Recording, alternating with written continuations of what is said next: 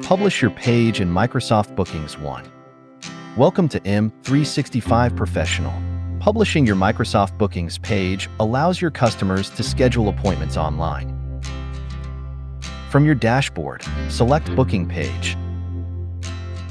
Open the Configure Booking page and choose who will be allowed to book appointments with you.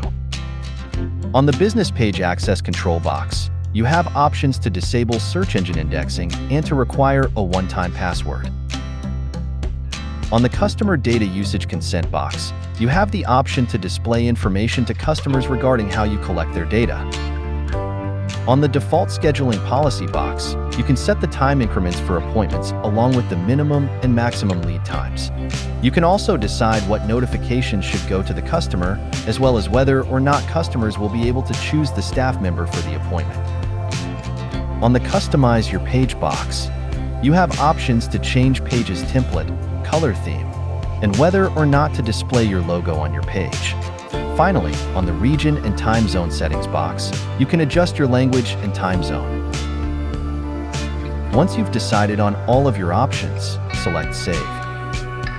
The URL for your booking page is displayed along with options. To copy your URL, email it, or get embedded code for your page. To view your page, select the URL.